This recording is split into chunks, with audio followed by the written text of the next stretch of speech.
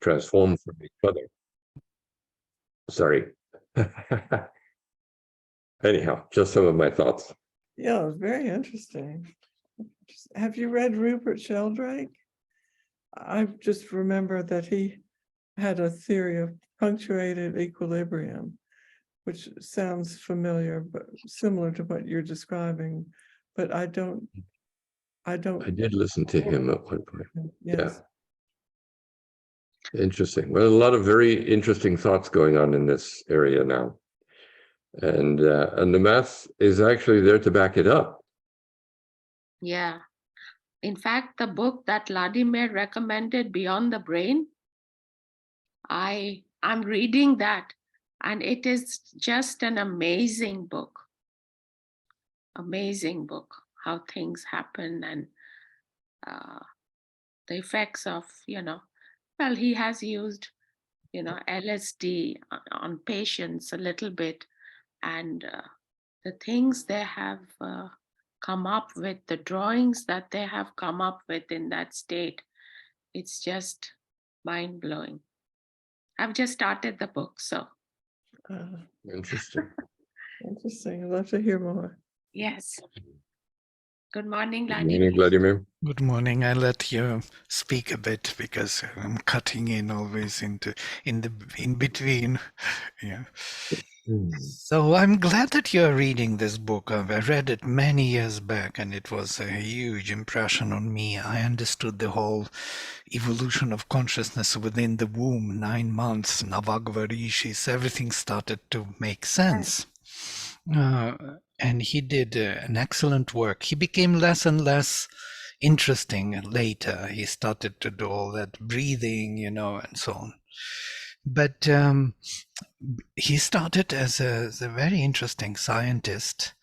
And so he collected thousands of pictures, people in this deep memory state, remembering the embryonic state of consciousness. And he then noticed that these thousands of pictures have 4 themes, major 4 themes, 4 topics.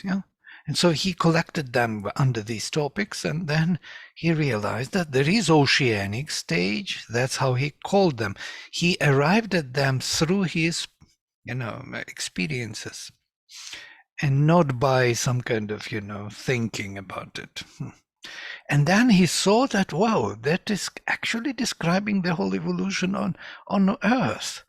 And then all those elements of the embryonic life, that embryo resembles the same creature and so on each stage, from the fish towards the human beings, which is actually a mystery in a way, that the whole being is being formed within 9 months in the womb, the whole being with all the capacities of consciousness, ready to go and to learn and to be, and it's an amazing thing. Anyhow.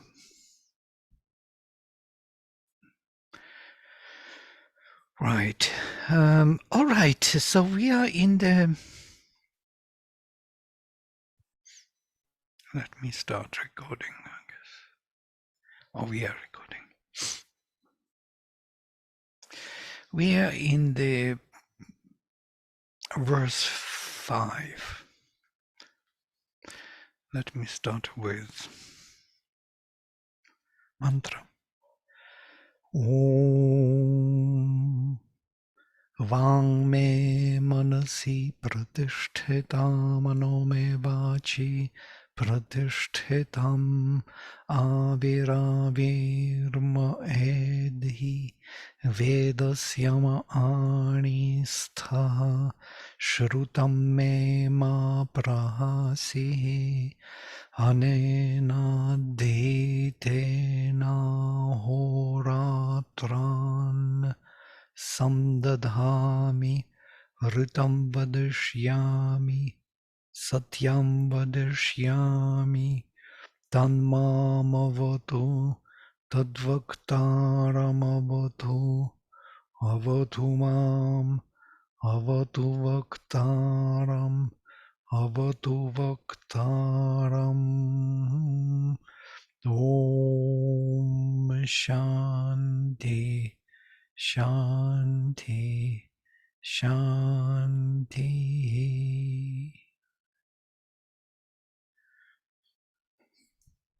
So in this Shantipatha, there is another kind of insight. Usually new insight is coming when you connect it to the, the higher levels of consciousness where this mantra is coming from. Is that I shall speak the truth in the dynamic sense in the moment of time, whatever is the truth in that moment of time, and I shall reveal or express the truth which is eternal beyond. And that should fill me, not protect, but fill me. That should fulfill me, made me full of this presence. So I may express it, but it will not stay with me and not become me. But I want that to fulfill me and kind of make me full of its presence and power and light of knowledge. In the hymns, in the Purusha Sukta, which I was making notes in the morning, there are gods, sadhyas and rishis are mentioned who made a sacrifice with Purusha. And it's quite interesting that rishis are there together with gods. So rishis are these powers of self-expression of truth.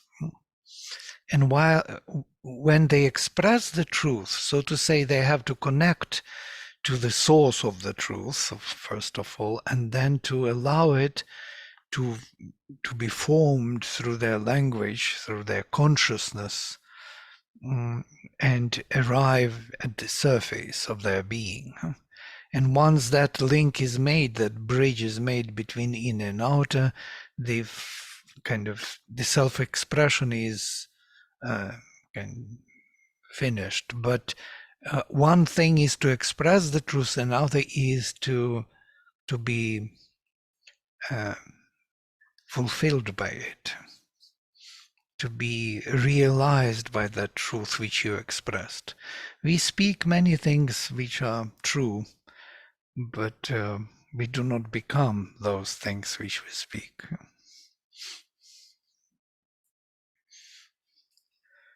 And even worse, we speak the truth, and by the truth we lie, and we achieve something which is far beyond that. So we use the truth to get where we want to get. We learned to manipulate by the truth.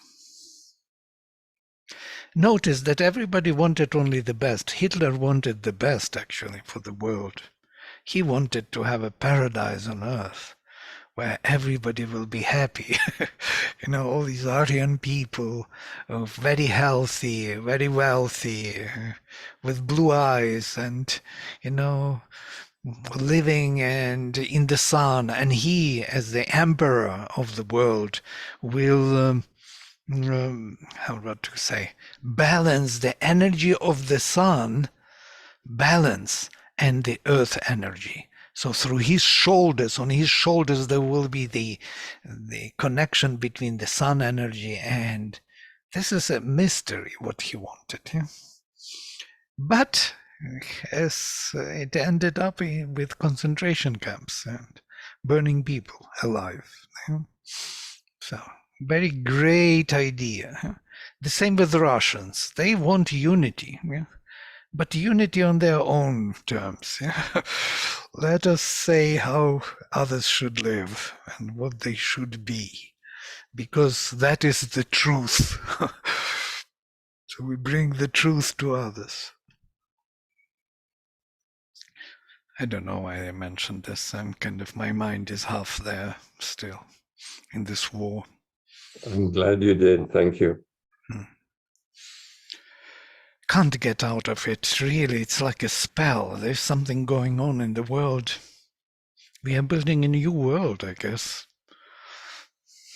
We have to choose on which side we are. Yes, Marta? It's understandable that you would be so swept up in or have divided attention, because I think this weighs on everyone, depending on degree of sensitivity, perhaps, but or attunement to world events. But it's like a total drain on humanity. It's so much a retrograde movement, and that this war is going on, and everyone's hearts and thoughts are directed in that way so much of the time, I think. Yeah, yeah. It's no day is possible for me. It starts with this and ends with this, you know. Yes, The first thing I read and the last thing I see, it is about this. Or maybe something better. No, it's not getting better. And so they, yeah, destruction. yes. Sorry, just so much unending destruction of infrastructure and people's lives, and where will it lead? We all wonder that and seek for some good news, some hope, sense of hope. Yeah. I'm more worried, even less of destruction, even less of killing, more of that untruth will dominate. Yeah. Yes.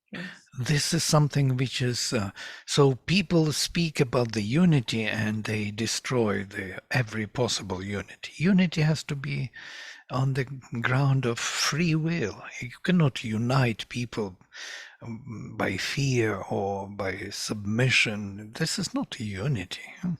It's an old form of empires which is now dying out. And it has to go. People have to unite freely, willingly. It cannot be done by force. So much, so true. So we know that in fact from Sri Aurobindo's writing, especially the human cycle. Yeah. Yeah, it's interesting. We are now making audio book which is called "The War and the Self-Determination," and this is about the war and its role in this speeding up the situation or speeding up the evolution of consciousness. And it takes really that speeding up, because we were a little dreaming, somewhere in our comfort zones. Now we have to decide how to proceed, whom to be. We have a choice, kind of clear choice. We see black and white now. And in that sense, it's easy, but still you want the light to conquer faster the darkness, and most probably it won't be fast because people are totally bewildered.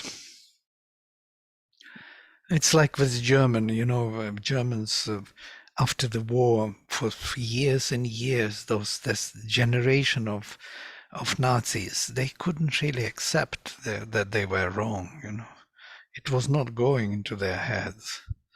And the only when generations changed, then they started to think differently. So it takes a lot of work to change that.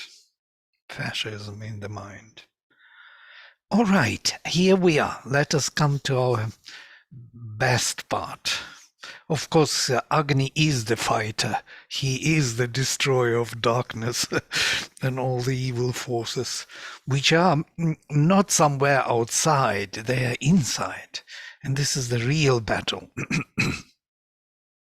So we stopped at number 5. Vipriksho Agne Maghavano Ashyuh. Visurayo Dadato Vishvamayuh. Sanema Vajam Samitheshu Aryo, now it comes immediately. Bhagam Deveshu Shravase Dadhanah. O fire, may the masters of the wealth enjoy thy satisfactions. We will come to it in a minute. The illumined wise ones, givers of the whole of life, may we conquer the plenitude from the fool in our battles. So battles are indispensable. holding our part in the gods for inspired knowledge. In our battles,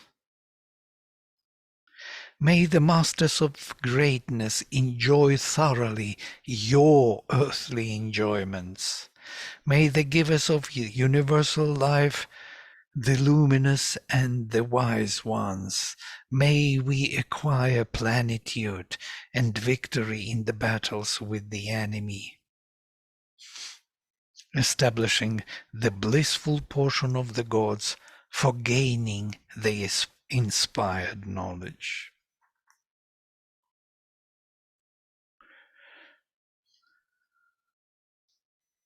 So there is an interesting word, prikshach. Prikshach is this enjoyment, yeah, but literally it's from root prich, to mix. It's a mixture, yeah? Mixture of what? Yeah? I put here for you to see the word priksha. From here we have Prishni, the Divine Mother, which is in between Aditi and Diti, that kind of mother of the overmind, yeah, spotted, dappled, yeah, this kind of either cow, spotted, dappled, or the horse, yeah, spotted horse, yeah, swift. Also, it has the meaning of food, or nourishment, or abundance.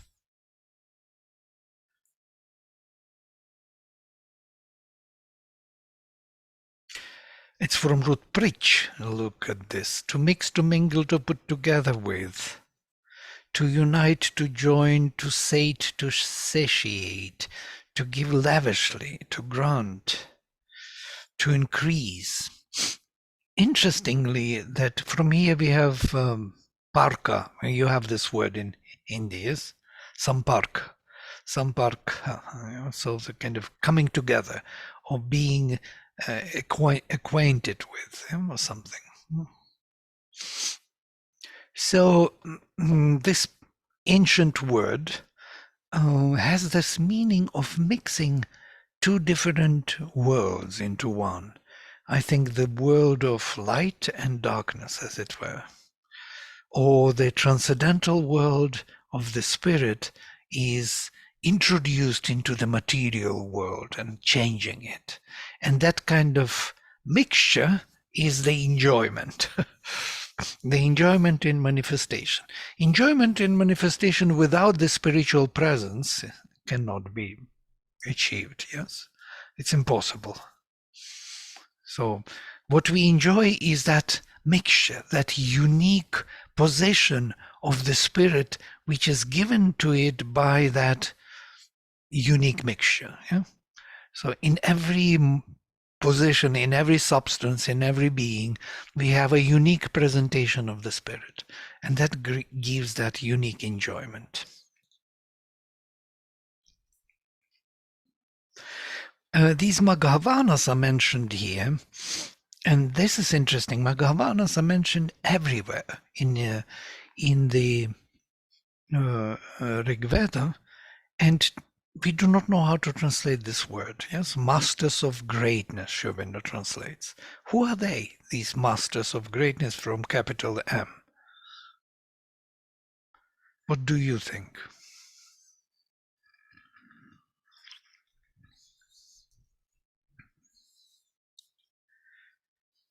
Or Sri Aurobindo translates the masters of wealth. So Magha can be wealth, can be greatness. Yes, somebody switched on. I was just thinking, could it be those ancient rishis who were present during that creation and sacrifice, which you mentioned right in the beginning? Yes, could be. Could be rishis, yeah. Could be the beings which are possessing this vastness. It's from root Maha, actually, Magha. Magha as a sacrifice, as a gift. And so these are bountiful, liberal energies or beings which are bountiful, which are giving a lot of the, what do they give? The spiritual wealth, of course. And that spiritual wealth becomes the mixture with material wealth and satiates our being, which is made of also of two beings, of the spirit and matter. So we need that food, which is also a mixture of spirit and matter. So we have to feed both of them. We have to feed the growth of the spirit and the growth of material being to support them both. So this Magha, later it is known as the sacrifice, a specific sacrifice. Taittiriya Aranyaka deals with Magha sacrifices. It says, well, I will not go into the ritualistic, but what is here in the Veda, I think that these Maghavanas are like sadhyas. Shows Deva sadhyas and the rishis. They are three types, and it is known that sadhyas or siddhas later, in the later literature, are those who came after the gods. So first there were asuras, demons, then gods. And so the asuras are the elder brothers of the gods, then sadhyas and the rishis. And these are the forces which refine the manifestation of the divine. They are the refining forces. They are giving elements which the gods themselves would not be able to do even. For example, rishis are expressing the truth.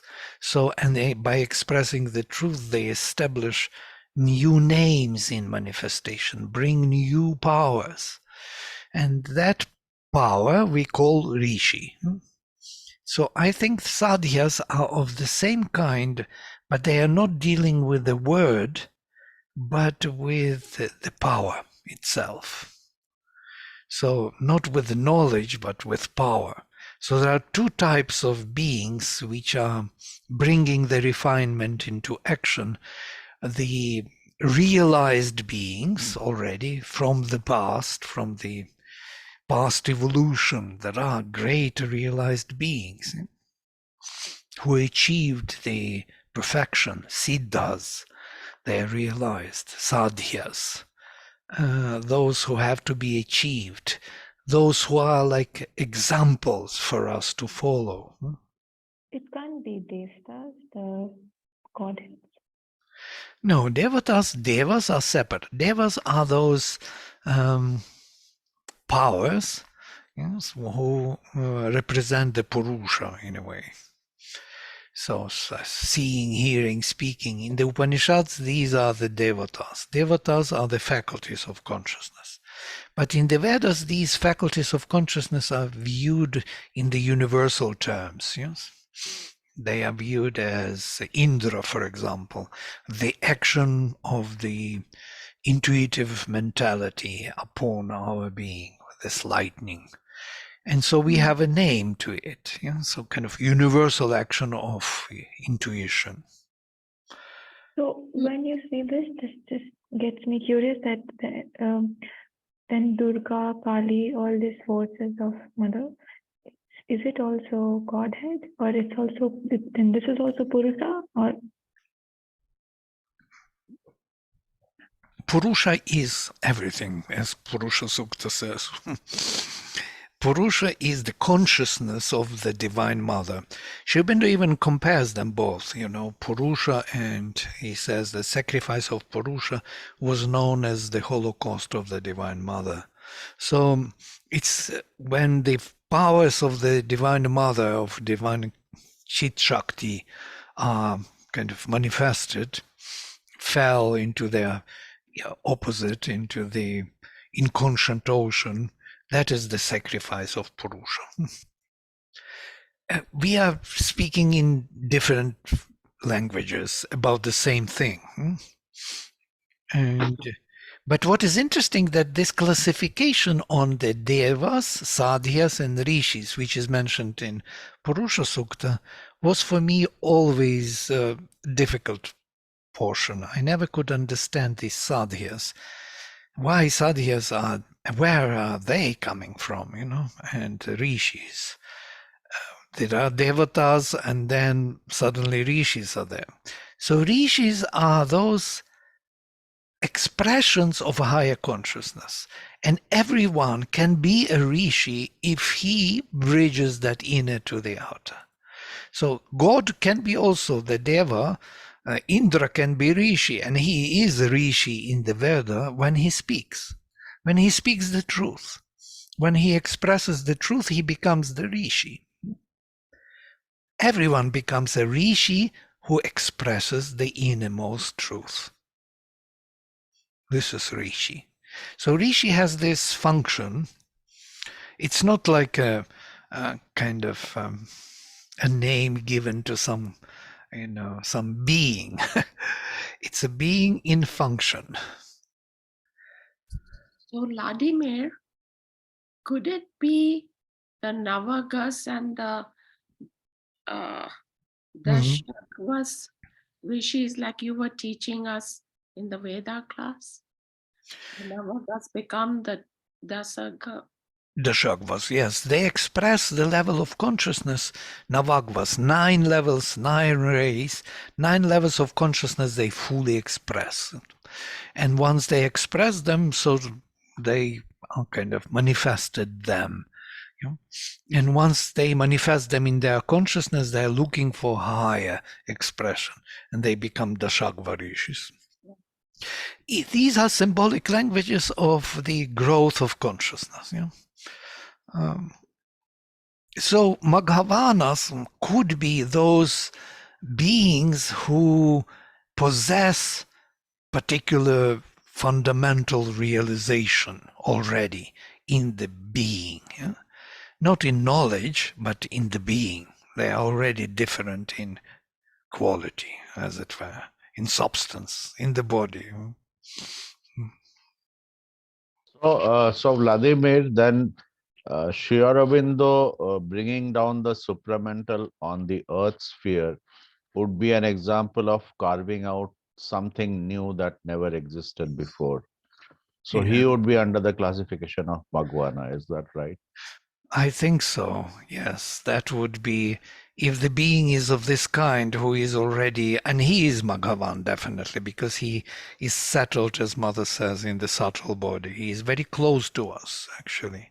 He is just, if we would develop the quality or the faculty of seeing in the subtle body, we may find him there in his realm, since we are connected to him. And so I hope. And it also means that this creation then never really comes to, it's not a finished product, because there will always be Magwanas who will carve out fresher paths, I guess. Lovely. Maybe that's This a is lesson. You're thinking like Sri Aurobindo, yes.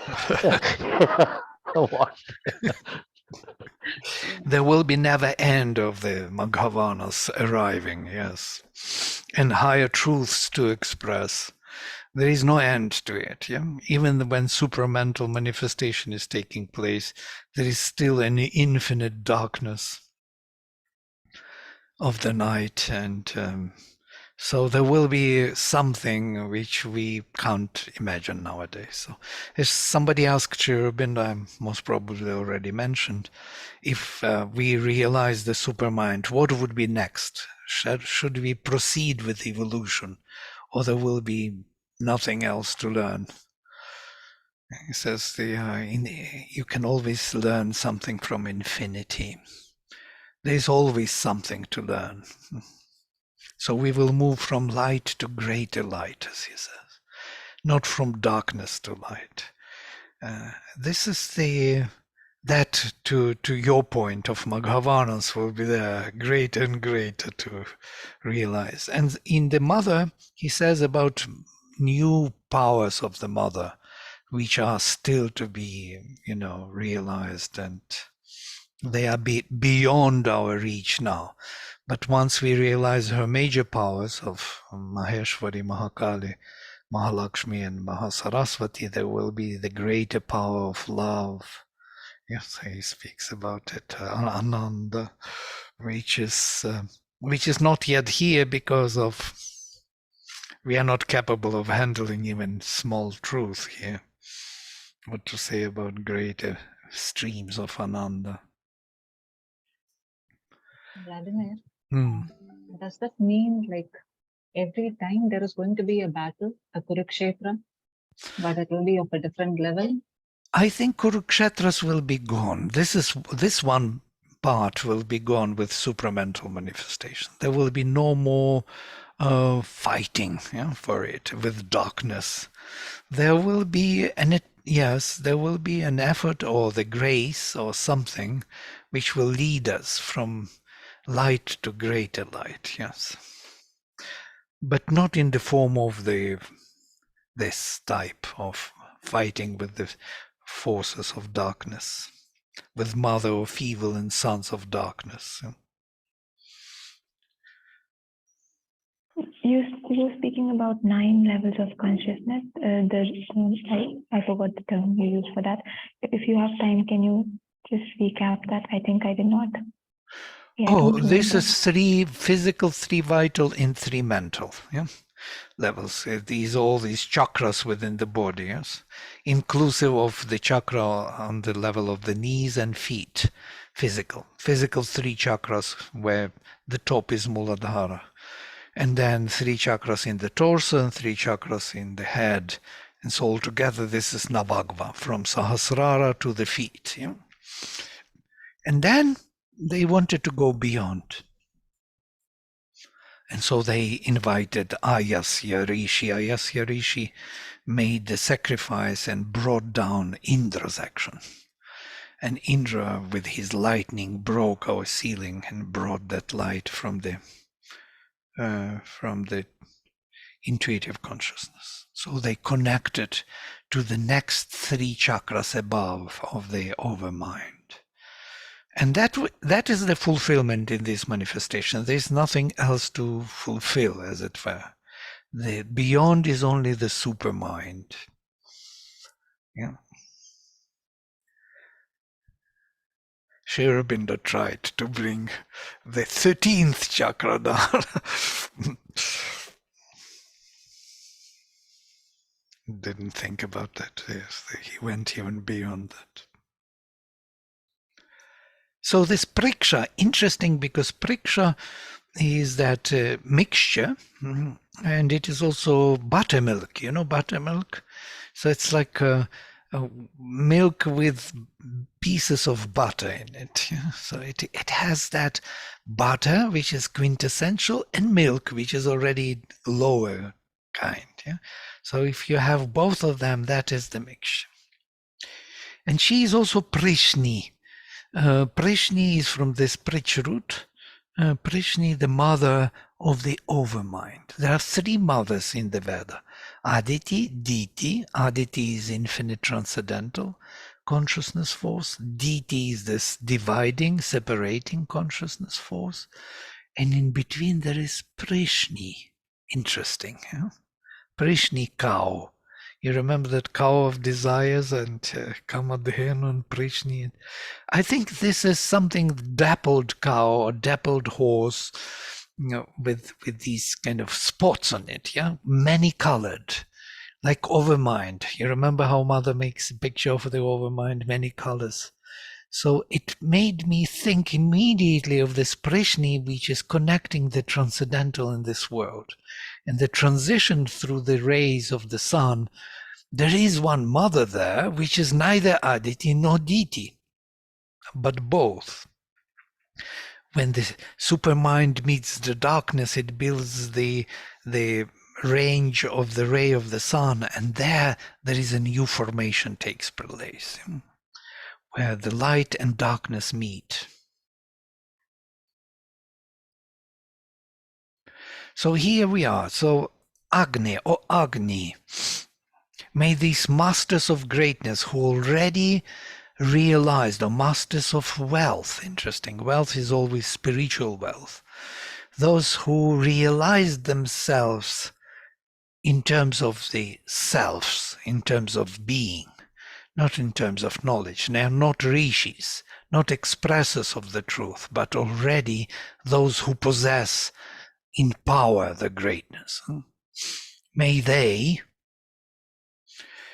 enjoy thoroughly Vyashyuh Prikshach, this mixture, this satisfaction, thy satisfaction. It's interesting. So he will be kind of enjoying the manifestation in the divine way. And there are also Visurayach.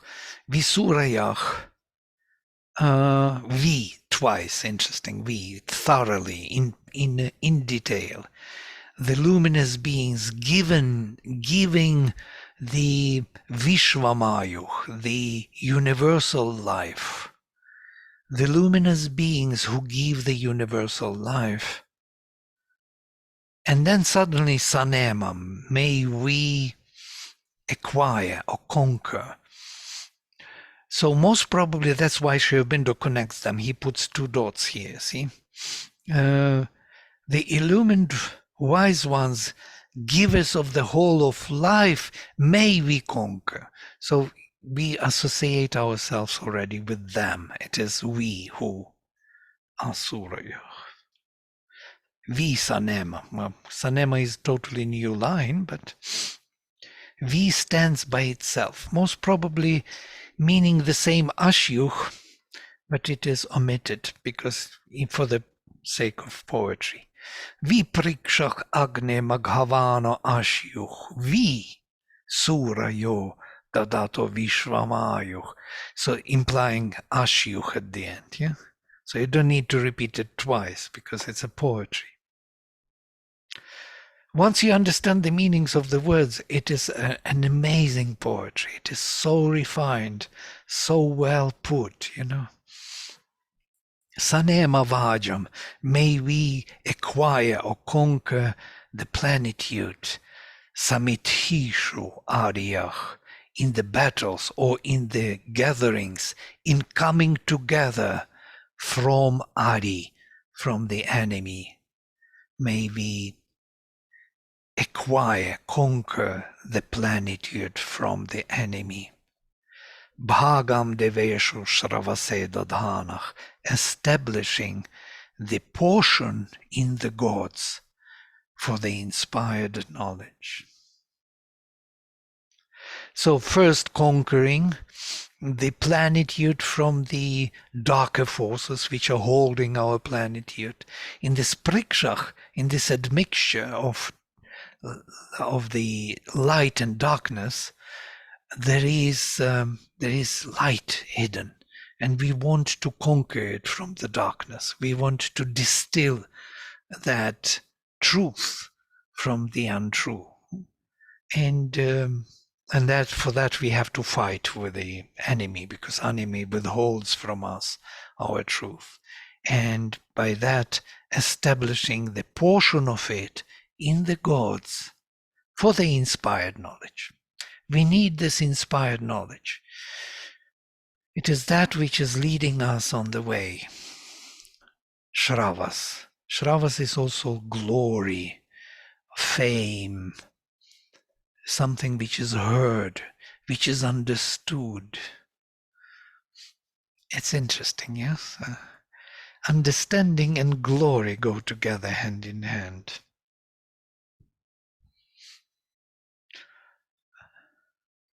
I was thinking about this, that really famous people, what are famous? What are they? Yes?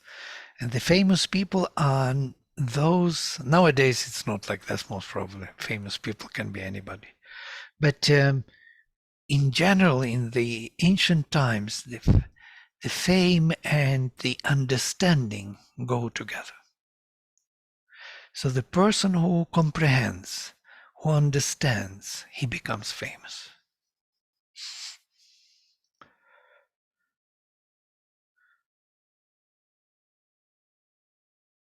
If we look at Shakespeare, the amount he understood about the mind is much more than many of our psychologists understand. Absolutely. Isn't that true? Absolutely. Oh, Shakespeare is these poets, they're seers, they're prophets. They have knowledge otherwise. And it's interesting, this knowledge comes to them through the word, through this inspired word. This Shravas is exactly that thing. It's very good that you mentioned, because Shravas is this hearing of the word, understanding it, and expressing it in the poetry. You can express it only in poetic way. Otherwise, it would be impossible to express it. Yeah, you cannot explain it by the mind. You need to put it into the form which is igniting in you some state of consciousness, which poetry is doing. I have two questions. Can I ask? Yeah. It's not related completely, but like I was saying how if one sense is involved, then the second sense, like it's not possible to have both two senses completely conscious at the same time. Like if I'm like when I was listening to you, I was also trying to eat, then I would lose focus of what you were saying completely. Yeah, so is that normal or we can develop that? I think we can develop that, and I believe so, at least. This is a very, very interesting psychological question, why we choose to act in a particular sense with particular indriya only. We cannot really involve all the indriyas simultaneously. Can we speak, see, think, feel simultaneously? In a way, there is a constant delay in this procedure. You first do one thing, then follows another. It's nearly automatically follows. We don't see the delay until we start observing. We will see, oh, there is a small delay in comprehension. So apprehension starts and comprehension follows, or comprehension starts and apprehension follows. There is always a delay, some small delay. And to be totally, fully awakened, so to say, we will have to be able to see, that means to apprehend, to comprehend, and feel and be simultaneously. Is there a state in which all of them can be simultaneously activated? I believe there is. Yeah, there is a higher state in which they are simultaneously there present, and you can use them or you can just be with them, because these faculties are needed for manifestation and action. So they are not necessarily needed for your beingness.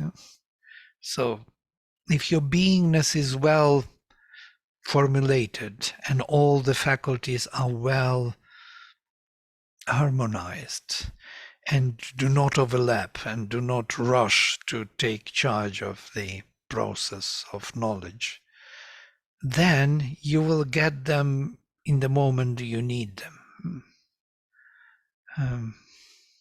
This was my big question, why I started this integral paradigm of knowledge, ideas of the faculties, the development of faculties of consciousness. Can we be simultaneously perceptive and active? Just start with this. Can you be active and perceptive at the same time? May I share something, Vladimir? Yes, please.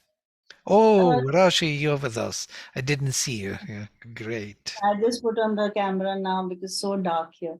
I, in one of the theater workshops that I happened to just land into, and I just went for an hour, and there was this activity in which there were three of us, in like there were triangles, like people were divided into three people, and we were given like 5 minutes or 3 minutes, I don't know, I don't remember, and all three of the people had to tell a story which was like a real story with the beginning and the middle and the end, and not just like, I woke up and this happened, that happened, not like that. A real story at the same time. And three of us had to say the story and three of us had to hear. And at the end of the exercise, we had to tell the story. And in that group of, I don't know, maybe 30 people, in my group, so one of them just stopped middle, and then there was like this instruction, no, go on, you cannot stop till the time gets over.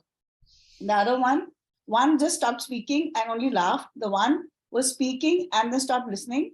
And in that particular exercise, I was the only one in the group who heard and remembered the three stories and also told my own story. And it was not me. I only, because I went mad, because they all asked me, what technique do you use? Because I just come from US, they thought I've learned something. But it was so important for me, that particular workshop. I really wanted it. And I prayed. I prayed before the activity. Oh, please, please, please, I must do this. And I experienced it. And after that, in my entire life, I tried it with my own actors, even I couldn't do it. So what you were saying, that perhaps like the new qualities of mother, the new things that are going to come in the world, perhaps we will be able to just cross through all the veils and all the planes and Absolutely. all the realms without even Absolutely. realizing that it is something unique and special. I mean, can you hear? I mean, I'm still so overwhelmed by that experience itself, that I just had to share at this moment with everyone. I think this is, Wonderful. you widen the scope. You widen the scope of attention, interestingly, most probably. I'm just kind of assuming. Sri Aurobindo says that there is in us, there is a deeper mind, yes? Subconscious and subliminal mind, which always attends to everything.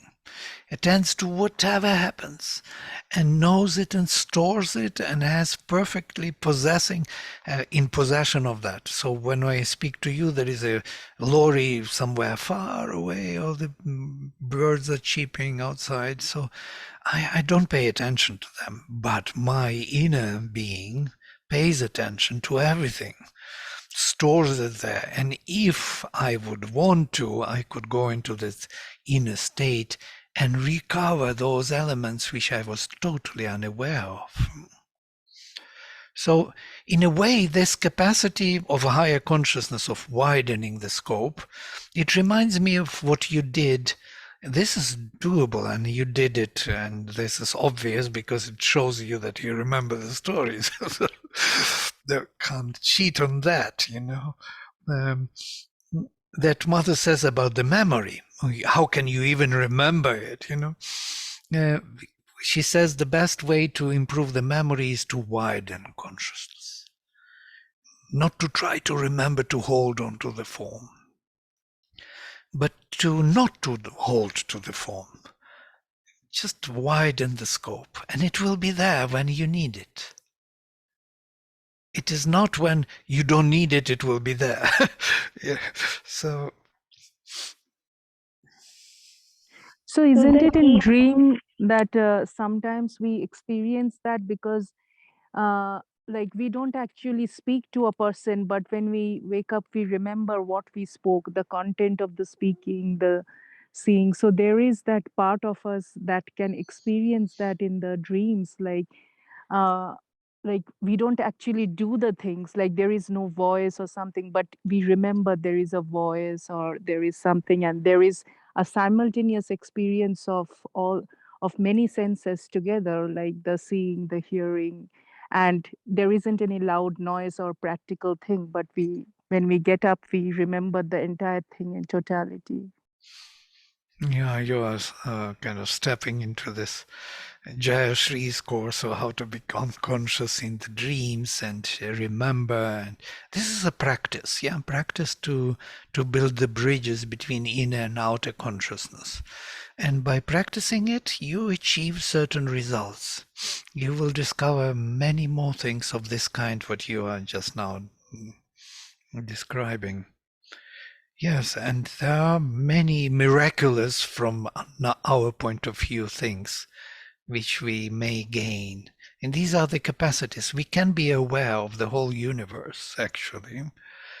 We just don't have that training, that scope, that vastness in consciousness. But if we would have... They call it telepathy, right? Well, they have different names for different, actions of consciousness. But in this case, it is more awareness. It's like It doesn't mean that everything is present at the same time in your head and you have no way out. It means anytime you need it, it will be there. Because you don't need to have everything simultaneously overloading you. But it is there. Actually, our system of these neurons, which we have in the head, it's a huge network.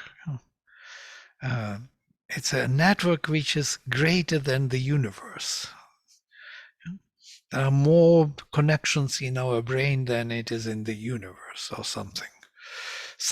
Maybe somebody may correct me, but I watched many science fiction movies.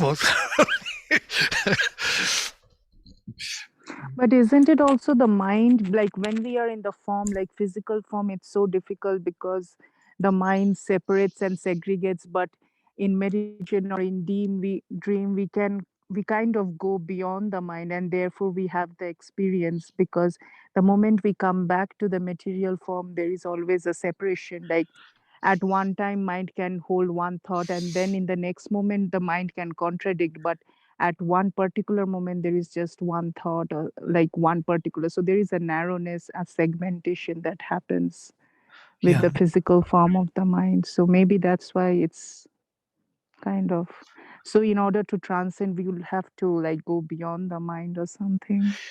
I think if we are in the pure mind when we are in that drowsy state and in the sleep state. I actually use this many times for my thinking. I love that thinking before waking up totally, because in that state you think so clear. The thoughts are so luminous, the ideas so bright. You really want to jump and write them down, because you would never have that idea. And even if you write them down, it's interesting that even then you lose all of it. 90% of it. So you need to reconnect to that state in which you understood the thing. This understanding, comprehension was there in the dream.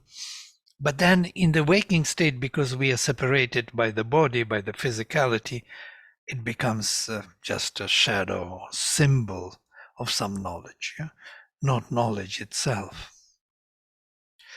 I remember first long ago when I was very young, I realized this, how difficult it is to bring from the dream the truth into the physical world. So in the dream we are sitting with my friend around the fire, and I tell him with the meaning, which was overwhelming in the dream. I tell him this, the main thing is not the type, but a prototype. Doesn't mean anything here in the physical world, but in that world it was like boom, I knew everything. And then I brought it to the physical world. Not the type, but prototype. What? Okay, very nice, very good thought. Yeah, nothing, no feeling, no knowledge, no comprehension. Words, physical words. That's the problem of the physical body. It wants to be totally realized. If the meaning is not totally realized, totally settled, if we are not Maghavanach yet, then most probably it's not enough. We need to embody it in ourselves. Vladimir, a thought just came to me. Sorry, I am interrupting that. But when she said thought, I've always thought that there is nothing called a thought. There is only a line of thought. I mean, there's a sequence of thoughts that have some symmetry or geometry or design.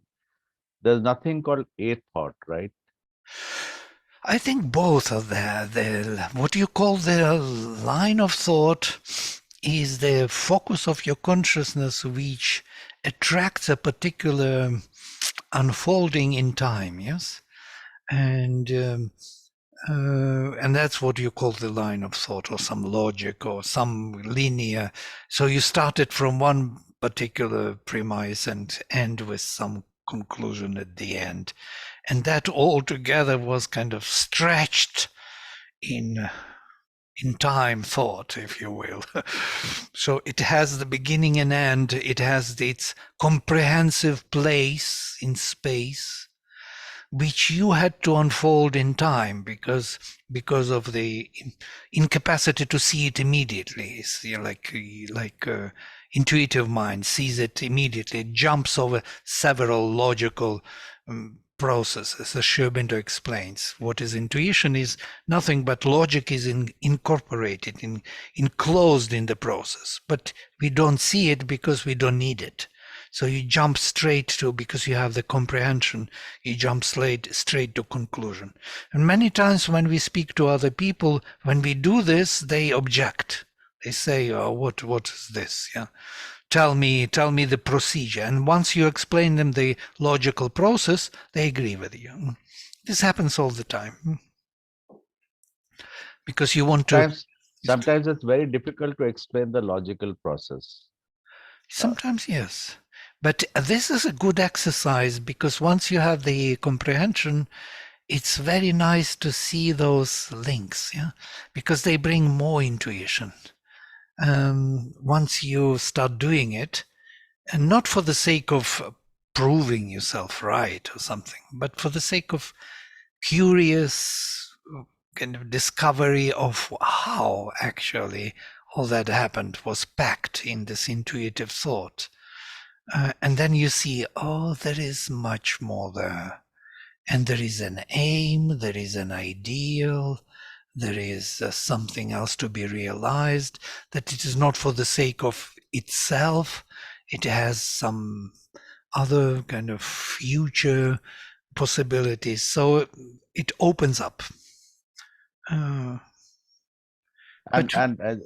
when you were just speaking, I just thought of certain words like, gnosis, cognition, ignite, ignorant, enjoy. In all of them, Agni seems to have kind of entered, sort of by force almost, isn't it? A very lovely thought. It was so nice. Such a Vedic Rishi's thought. Yes, I totally agree. Igniting Gna, yes, this Agni. These associations of sound, there's Jna also. Even enjoy, because J becomes yes, absolutely. J becomes G in many languages sometimes, isn't it? Yes. Yeah, you could feel the heat, the flame within these words. Yeah, here we are arriving at comprehension, which is, you see, pure comprehension. The word. When we start dealing with the word, with concepts, which word represents, we deal with comprehension.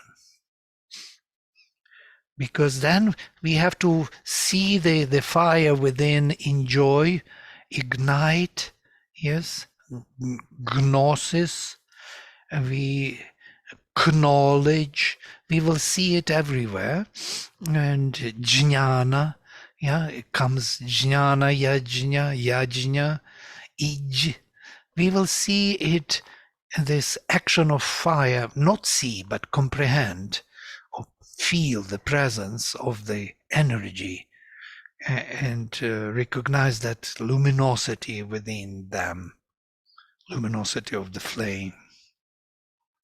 But it is more intuitive work rather than, scientific studies or something.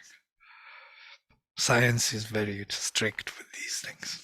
Even in ignorance, there is that thing of, so I was just wondering, like, as he mentioned, like, so there might be something about the aspiration of the Agni from the ignorance, like. Yes, gnosis. Any kind of negation does not really do the right work. Yeah, negation in general affirms the positive thing behind this negation. it's kind of amazing when we say untrue. We mean truth. He's there somewhere because this is not it. So every negation is already bringing us to the positive affirmation of that which is being negated. It's a psychological thing. We can't do otherwise. We cannot. Yeah. So great. We didn't do anything today. Only one verse. I thought to finish, but lovely. Anyhow, it's great that you are actively. It's our study group, so we need to discuss these things and to go deeper and to have your ideas. It would be lovely. Thank you for sharing, for all of you sharing with the dreams. Thank you, Rashi, of sharing this, that you heard all these stories. This is an amazing thing. I wanted to mention that you know this Avadhanas in India, in Andhra Pradesh especially, yeah? Kovuru, all this Rajamundri, there are many Avadhanis who are doing this multiple concentration. Poets who compose verses, poetry on the spot from given the requirements of the Prichakas. There are 8 Prichakas sitting, and everybody gives a specific requirement to Avadhani, and he has to compose 8 verses. First line of each 8 verses, then second line in one row, remembering the first. And so 8 verses at the end. After 2 hours, he kind of reveals these 8 verses. Or there are Shatavadhanas, maybe we mentioned before. I was a part of one of Shatavadhanam in Kovuru. There was a Avadhani who could do it. 2 days, 100 Prichakas, asking him to compose 100 different poems, verses. And he sits and like this, and composes 1 line at a time. 100, first 100, second row, 100, third row, and 100, the fourth row. And at the end of 2 days, sitting there among all those crowds of people asking him, he reveals all those verses. You can write them down for yourself, your verse, yeah? What he composed for you. And he speaks them to you. What kind of memory is that? 2 days sitting, composing verses in Sanskrit, by the way. And I notice interesting thing, what he does to himself. He goes into trance. Avadhani cannot do it. He has certain verses, certain mantras. He sings to himself like lullaby. And he goes in, and then boom, you see him, he is ready. The big smile, eyes, he's totally kind of out of focus, no focus. And then he starts doing it with fun and joking.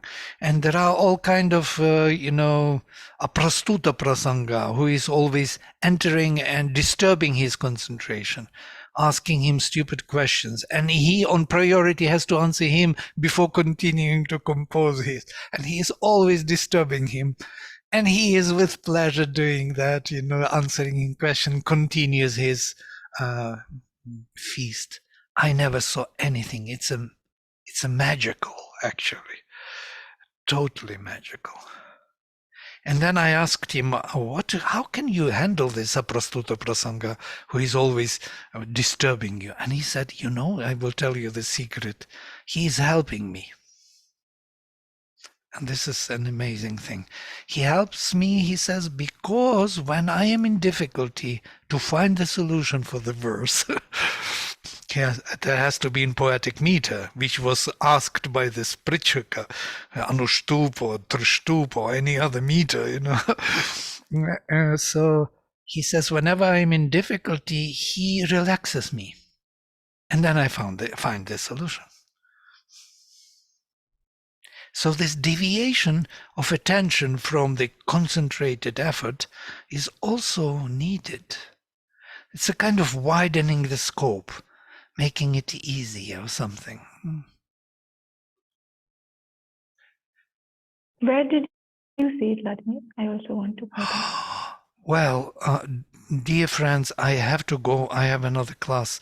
They are waiting for me already. 6 minutes. I was carried away with Avadhana. Yes, I made a film on it. I will show you the film. I will give you the link. All right. Om Shanti Shanti Shanti Shri Guru Bhyo Namaha Harihi Om.